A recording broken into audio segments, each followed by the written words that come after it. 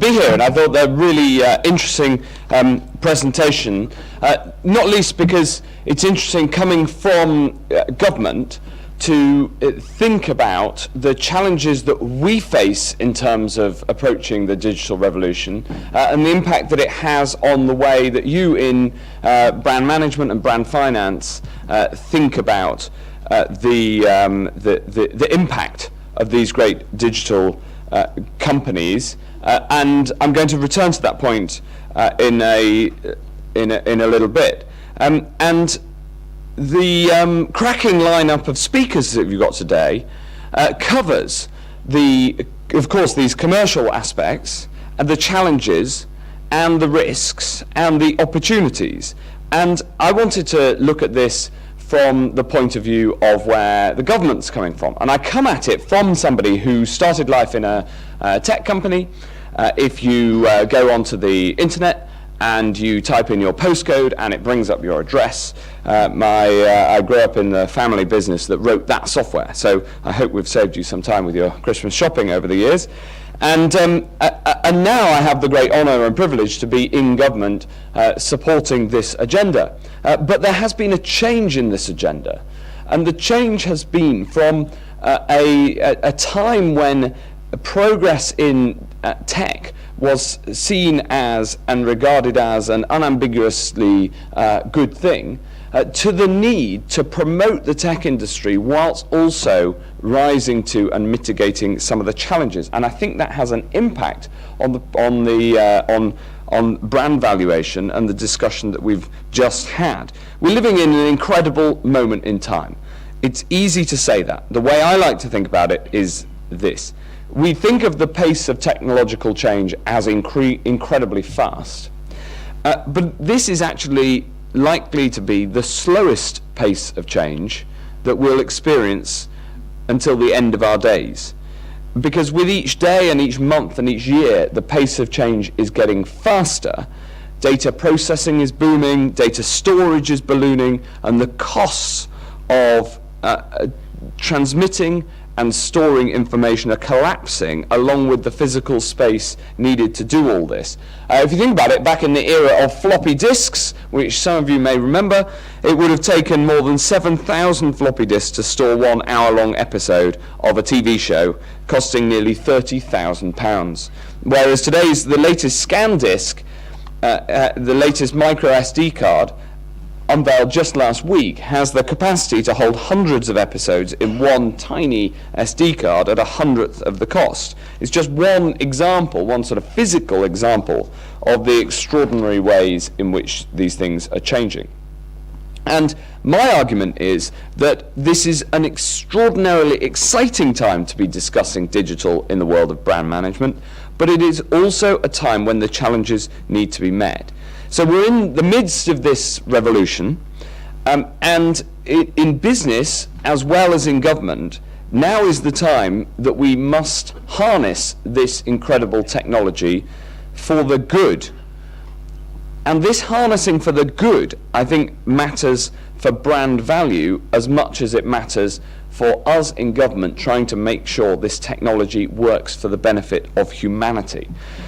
Now is the time to work together to harness digital technology so that it works for everyone. So let's take artificial intelligence as an example. Much spoken about as the great new frontier. Incredibly powerful because of its self-learning tendencies and indeed the self-learning design, meaning that every investment in it will continue to improve. Different from any capital investment in the past, which over time decays, artificial intelligence is a capital investment that over time grows yet more powerful. Yet, without the investment in skills, especially for those whose jobs are most at risk, there are concerns. To make sure that the innovation happens in a safe and ethical way is critical. And if we get these things wrong as a society, then it doesn't only impact on us politicians, but it will impact very heavily on the brands themselves. So for instance, we are opening a new Centre for Data Ethics and Innovation so that we'll have a sustainable framework to support both the ethical and the innovative uses of artificial intelligence. Put simply, we want to harness this digital technology so that when you return to a brilliant global forum in the years to come, we'll be able to talk about how technology has benefited brands and businesses and, of course, consumers. So last week the PM set out details of this as part of our digital charter. The digital charter is our commitment to provide the conditions needed for businesses to thrive in this digital age and to move our attitude and approach to digital technology from one where we let the technology advance itself and speak for itself to one where we promote the innovation and the freedom, but within a framework that doesn't allow the freedom to trample on others. And this change is significant, and it has an impact across a whole series of different areas. And if I may say, I think that the impact on brands is significant too, because it is now commonplace to say that customers are looking for brands that will not only help them, but also help society as a whole. And if you think about some of those brands that have come and gone, some of them have had problems because of the concerns of citizens as well in their role as in society as well as consumers, and I think that this is very important. So we are committed to tackling the harms that the internet brings about, as well as to promoting the freedom and the innovation that comes with it, and make sure that nobody is left behind by this digital revolution. And if I may give one statistic to underline why this is so important. A recent survey showed that 7 in 10 people believe social media companies do not do enough to protect people from harm on their platforms, like cyberbullying, abuse, and sharing explicit content. And the loss of trust in social media is a prime example of the challenges that we face in the digital age and the impact that it has on the brands.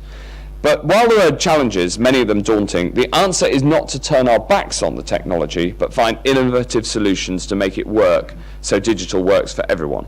And in that spirit, I want to just mention, as I close, something that I'm walking the walk as well as talking the talk, and something that I'm trialing today.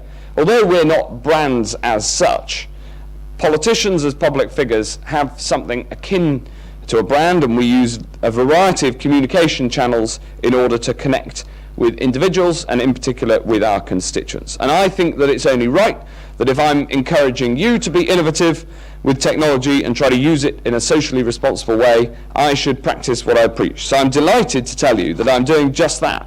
I'm working with a brilliant British startup called Disciple. Today I'm launching my own app, the Matt app. So you can download it and get news from me. It's aimed at my constituents, a new way to communicate with the voters of West Suffolk. Disciple started off developing community platforms for high-profile music artists like the Rolling Stones.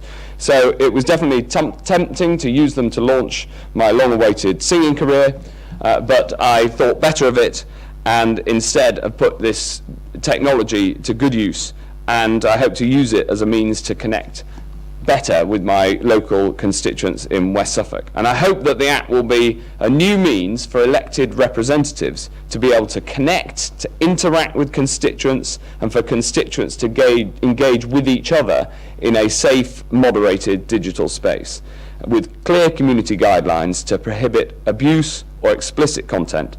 And I hope that we can foster healthy political discourse amongst my constituents. And in that sense, I hope that I'll be using technology like this and a new form of representative digital democracy that's possible.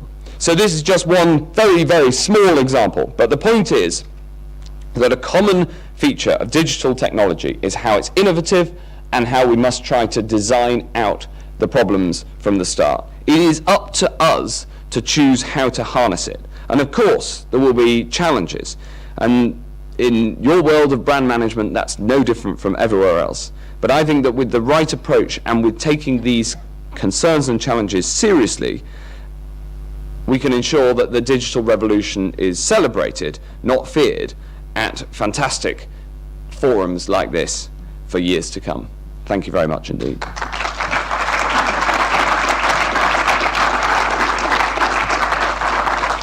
Now, I'm very happy to take questions, and I've been asked to take my own questions, and there's one right at the front, I'm glad to say. I'm having CEO's privilege to ask the first question.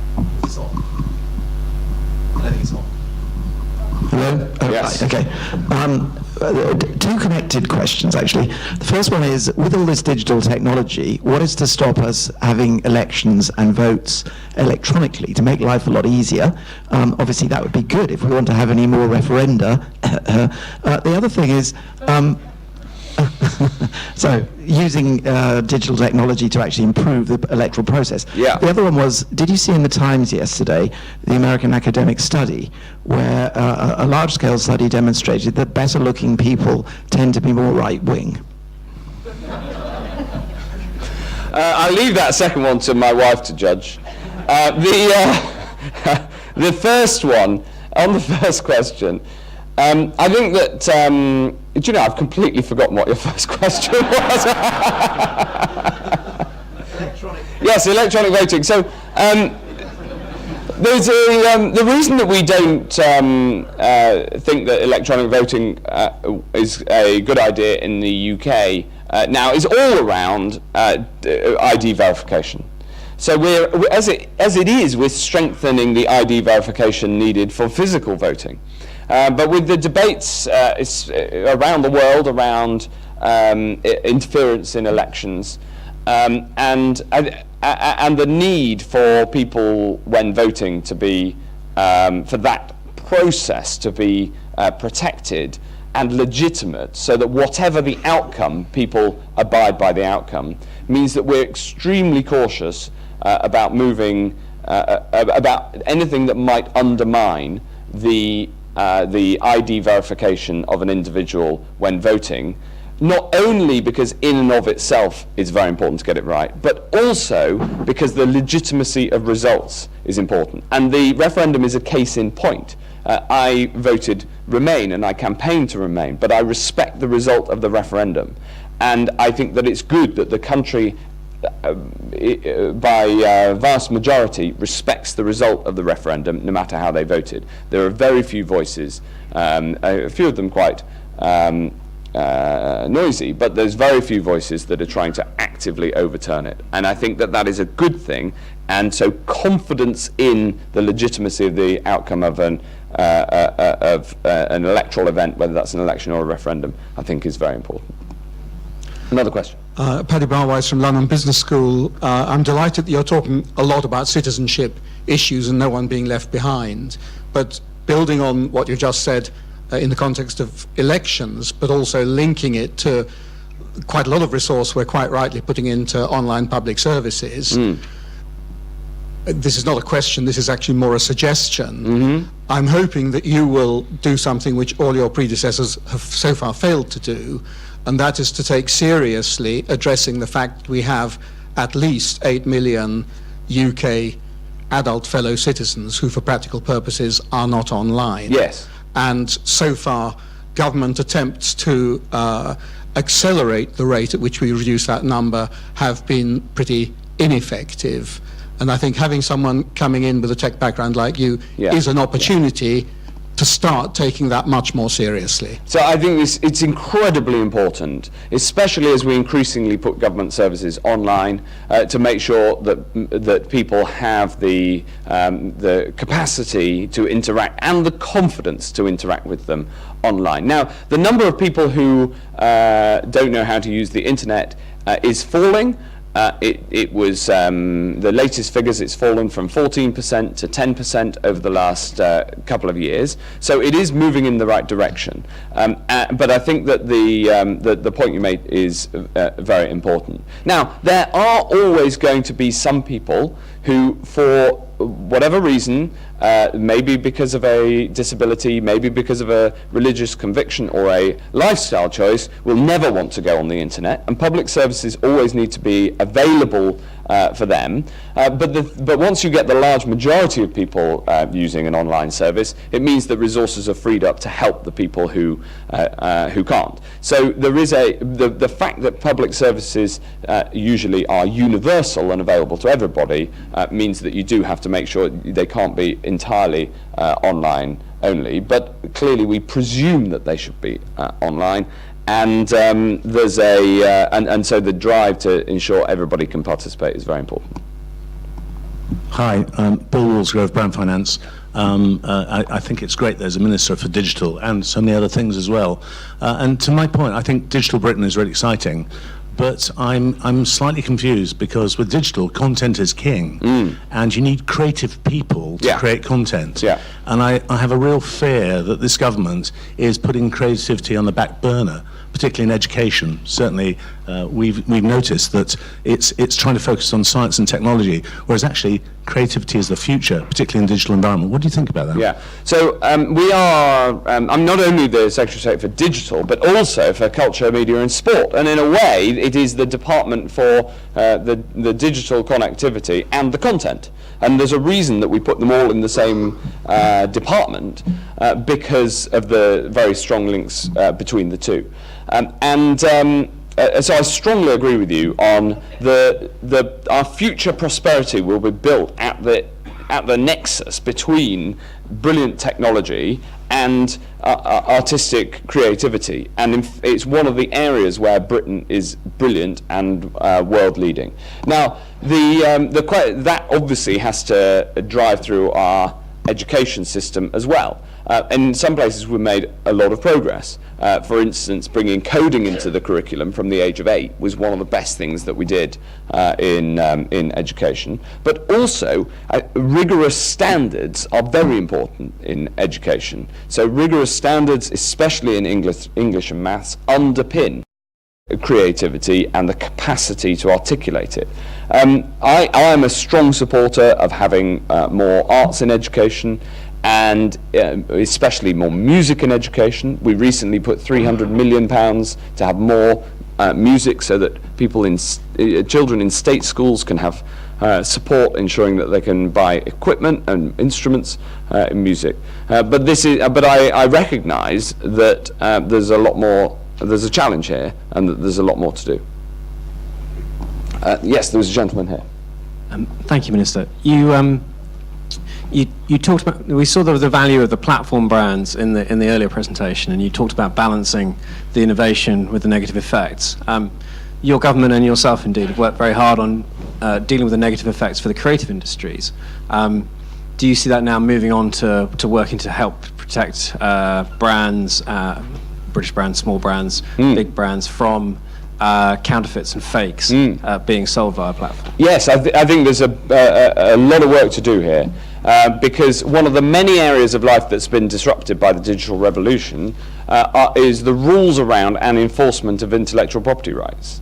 And I think that strong, well-policed property rights are the basis of an effectively functioning free market society.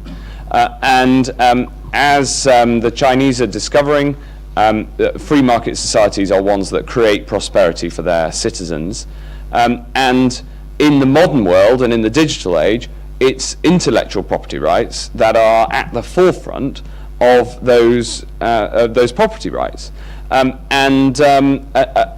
the rules had been written for obviously before the digital age. Now, I think there's been a lot of progress, but there's clearly more to do, and ensuring that intellectual property rights are strong and are well-founded and are properly enforced in the digital age is incredibly important. We've made some really good progress, particularly with the music industry and with film, to make sure that pirated material online is not as available. But because the nature of the technology is that it's easy to send something that is pirated around the world, in the same way it's easy to send something that's legitimate around the world. This is a constant battle, but I have my shoulder to the wheel.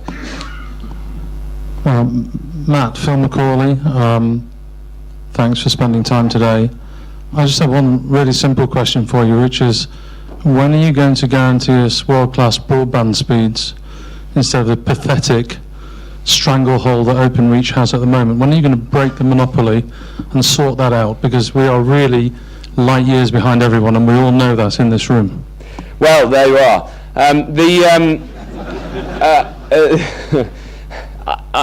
I am incredibly sympathetic to your point of view. I'm delighted that this week we could announce that we've reached 95% of premises with super fast broadband. For most homes, super fast broadband measured at 24 megabits per second is more than the average family needs. You can watch several films at once. So if you have teenagers looking at YouTube and you still want to watch Coronation Street, you can do that. And in fact, we're one of the leading nations in terms of super fast speeds at 95%.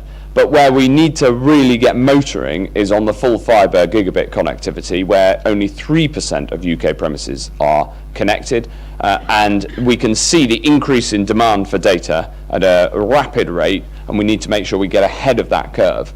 I welcome this morning's announcement by OpenReach that they're going to reach 3 million premises by 2020. So that is good news, and there have also been recent announcements by others, by City Fibre, for instance, that they are, and by Virgin, that they're extending their reach in this area. So finishing the rollout of the current technology is important. Getting to those final 5%, you shake your head, sir, but my God, if you're in the final 5%, don't I know about it? And also getting to full fibre. It's one of the. There's a great joy in this job that you meet some of the most incredible people in the world, really interesting people.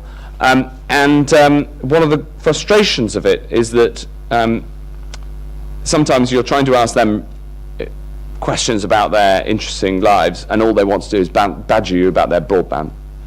And this reached its apotheosis for me when last month I was sat next to Tim Peake, our astronaut, brilliant man. I wanted to ask him about his scientific experiments, about the work he did with schools, about what it was like up there, and he did a bit of that, and then he said to me, the thing is, though, Matt, the broadband on my space station was just terrible. And so anybody who badgers me about their broadband, and I understand why they do, they're never going to be quite as good as being badgered about the broadband on the space station by Tim Peake. Sir. Hello, I'm Stephen Mayer from MBA. Anyway, about my broadband. Minister, your point about the exponential growth of technology and our outpacing our ability to kind of deal with it from an ethical perspective is a point well made, and you talk about the steps the government is taking in this area. Could you just expand on that a little bit? Yeah. Because it's obviously such an important area, understanding the philosophy and ethics of technology. Yeah. And also how you can do that on a national basis. Yeah.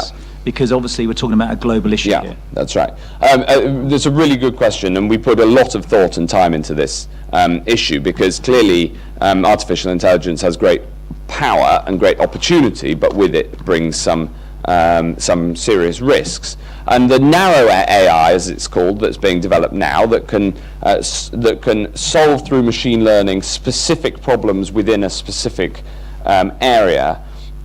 It does have fewer of those risks, but still has important ethical questions. The big idea of a general AI, which, like a human brain, can solve different problems of a different nature and learn between the two, is still a long, long way off. But nevertheless, we need to be ready. The thinking we have is this: there are areas where hard laws are going to be needed to ensure that this technology is used properly. For instance, we're legislating right now in the Data Protection Bill for privacy, including the uses of privacy, when data can be anonymized, used anonymously, when it can be de-anonymized, how you deal with pseudo-anonymized data that can be where the anonymity can be undone because of the nature of the data. So having a strong legal framework in lots of different areas, I described privacy, but others too, is important. But in some areas it's not just about the law.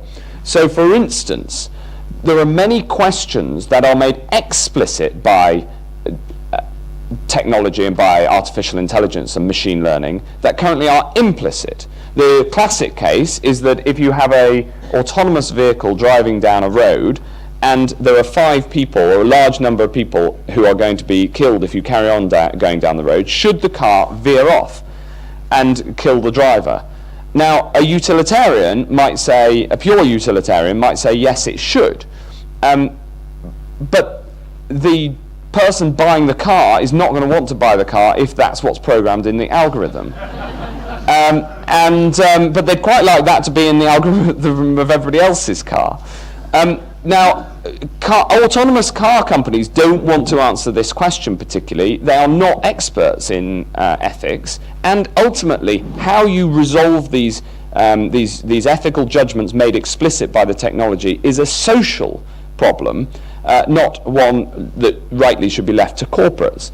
And so we have a role in ensuring that standards are written, whether they're legislative standards or whether they are norms that should be baked into the approaches that companies take.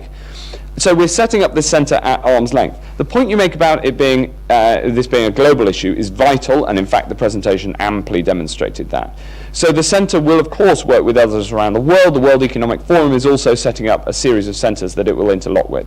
But there is a role for the UK here, and we have a special duty. And I think the duty is that we have in the UK the capability to ask and answer these sorts of questions, but also the right philosophy.